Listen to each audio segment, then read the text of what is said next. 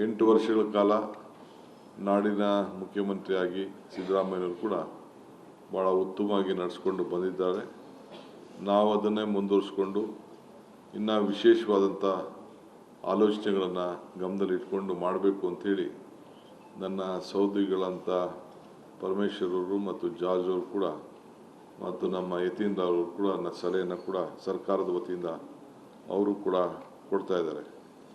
So ಅದರಿಂದ ನಾವು ಇದನ್ನು ಭಾಳ ವಿಜೃಂಭಣೆಯಿಂದನೇ ವಿಜೃಂಭಣೆಯಿಂದ ಹಣ ಖರ್ಚು ಮಾಡೋದ್ರಿಂದ ವಿಜೃಂಭಣೆ ಅಂತಲ್ಲ, ನಮ್ಮ ಆಲೋಚನೆಗಳು ಯಾವ ರೀತಿ ಹೊಸ ಹೊಸ ಚಿಂತನೆಗಳನ್ನು ಸಲಹೆಗಳನ್ನು ಅನೇಕರು ಕೊಡ್ತಾರೆ, ಅದನ್ನೆಲ್ಲ ಗಮನದಲ್ಲಿಟ್ಕೊಂಡು ನಾವು ಈ ಪರಂಪರೆಯನ್ನು ಉಳಿಸ್ಕೊಂಡು ಹೋಗಲಿಕ್ಕೆ ಈ ದೇಶದ ಇತಿಹಾಸ, ನಮ್ಮ ಸಂಸ್ಕೃತಿ, ನಮ್ಮ ಶಕ್ತಿ, ಅದನ್ನು ನಾವು ಉಳಿಸ್ಕೊಂಡು ದಸರಾ ಆಚರಣೆಯನ್ನು 9 ದಿನಗಳ ಕಾಲ ದುಃಖವನ್ನು ದೂರ ಮಾಡುವಂಥ ದುರ್ಗಾದೇವಿಯ ಪೂಜೆಯನ್ನು ನಾವು ಮಾಡ್ತಾಯಿದ್ದೋ.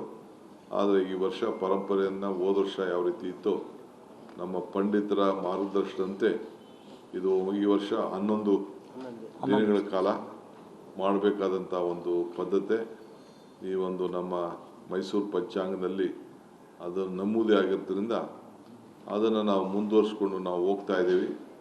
ಈ ವಿಚಾರವನ್ನು ತಮಗೆ ತಿಳಿಸ್ಲಿಕ್ಕೆ ನಾನು ನಮಗೆಲ್ಲ ಕೂಡ ಆಹ್ವಾನ ಮಾಡ್ತಾಯಿದ್ದೀನಿ.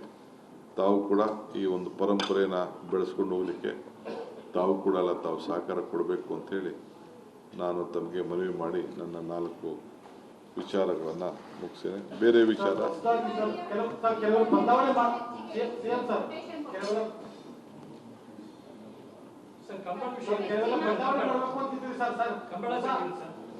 ಹೊಸ ಆಲೋಚನೆಗಳು ಏನೇನು ಬದಲಾವಣೆ ಮಾಡಬೇಕು ಇರುವಂತಹ ಸಂಪ್ರದಾಯ ಪದ್ಧತಿಗಳನ್ನ ಹೊರತುಪಡಿಸಿ ಆಚರಣೆ ಹೊರತುಪಡಿಸಿ ಮತ್ತೇನು ಹೊಸದಾಗಿ ನಮ್ಮ ಕರ್ನಾಟಕದ ರಾಜ್ಯದಲ್ಲಿ ಏನೇನು ಸಂಪ್ರದಾಯಗಳಿದೆ ಅವನ್ನೆಲ್ಲ ನಾವು ಪರಿಶೀಲನೆ ಮಾಡ್ತೀವಿ. ಸಲಹೆಗಳು ಬಂದಿದೆ, ಚರ್ಚೆ ಮಾಡ್ತೀನಿ, ಸಾಧಕ ಬಾಧಕಗಳನ್ನು ಚರ್ಚೆ ಮಾಡ್ತೀನಿ. ಅಂತಾರಾಷ್ಟ್ರೀಯ ಮಟ್ಟದ ಖ್ಯಾತಿ ಗಾಯಕರನ್ನು ಕೂಡ ನಮ್ಮ ಹಿಂದೂ ಸಂಪ್ರದಾಯದಂತೆ ಬಳಸ್ಕೊಳ್ಬೇಕು ಅನ್ನೋದು ಕೂಡ ಅನೇಕ ಸಲಹೆಗಳು ಬಂದಿದೆ. ಅದನ್ನು ಕೂಡ ನಾನು ಮುಂದಿನ ನನ್ನ ಸಹೋದ್ಯೋಗಿಗಳ ಹತ್ರ ಚರ್ಚೆ ಮಾಡಿಬಿಟ್ಟು ಇದು ಬರೀ ಡಿ ಕೆ ಶಿವಕುಮಾರ್ ಒಬ್ಬ ತೆಗೆದುಕೊಳ್ಳುವಂಥ ತೀರ್ಮಾನ ಅಲ್ಲ, ಎಲ್ಲರೂ ಕೂಡ ನನ್ನ ಸಹೋದ್ಯೋಗಿಗಳ ಹತ್ರ ಚರ್ಚೆ ಮಾಡಿ ಆ ತೀರ್ಮಾನವನ್ನು ಯಾವ ರೀತಿ ಕಾರ್ಯಕ್ರಮ ಇರ್ತದೆ ಅಂತ ನಾನು ಮಾಡ್ತೇನೆ. ನಮ್ಮ ರಾಜ್ಯದ ಏನೇನು ಇತಿಹಾಸ ಇದೆ ಅದನ್ನೆಲ್ಲ ಗಮನಿಸ್ತಾ ಇದ್ದೇನೆ. ಪರಂಪರೆ ಏನಿದೆ, ನಿಮ್ಮದು ಮಾಧ್ಯಮ ಕೂಡ ಈಗ ಪರಮೇಶ್ವರ್, ನಾನು ತಮಗೆಲ್ಲ ಗೊತ್ತಿದೆಯೇನೋ, ನಾನು 16ನೇ ವಯಸ್ಸಿನಲ್ಲಿ ಕ್ರಾಸ್ ಕಂಟ್ರಿ ಓಡ್ತಾ ಇದ್ದೆ.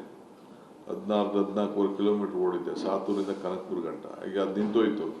ಈಗ ಪರಮೇಶ್ವರ್ ನೆನಪು ಮಾಡ್ತಾಯಿದ್ರು ಸ್ಪೋರ್ಟ್ಸ್ ಮಿನಿಸ್ಟರ್, ಅವರು ಅದನ್ನು ಟ್ರೈ ಮಾಡಿದಂತೆ. ಸೊ ನಿಂತೋದನ್ನ ಈ ವರ್ಷ ತಿರ್ಗಾ ಯಾಕೆ ನಾವು ಶುರು ಮಾಡಬಾರ್ದು ಅಂತ, ಅಂದರೆ ತಾಲೂಕು ಮಟ್ಟದಿಂದ ಈ ಸ್ಪರ್ಧೆನ ತೆಗೆದುಕೊಂಡು ಹೋಗಬೇಕು ಅನ್ನೋದು ಅವರ ಆಲೋಚನೆ ಇದೆ. ಹಂಗೆ ಕೆಲವು ಏನೇನು ನಮ್ಮ ರಾಜ್ಯದಲ್ಲಿ ಇರೋಂಥ ಇತಿಹಾಸ, ಕ್ರೀಡೆಗಳು, ಏನು ನಮ್ಮ ಮೊದಲಿಂದ ಪರಂಪರೆ ಇದೆ ಅದನ್ನೆಲ್ಲ ನಾವು ಒಂದು ಮೆಲುಕು ಹಾಕ್ತೀನಿ. ನಾನು ಮೆಲುಕು ಹಾಕ್ಬಿಟ್ಟು ನಿಮ್ಮದು ಏನಾದ್ರು ಸಲಹೆ ಇದ್ರೆ ಕೊಡಿ, ಭಾಳ ಸಂತೋಷದಿಂದ ಸ್ವೀಕಾರ ಮಾಡಿ ನಿಮ್ಮ ಸಲಹೆನೂ ಕೂಡ ಗಣನೆಗೆ ತೆಗೆದುಕೊಳ್ಳೋಣ.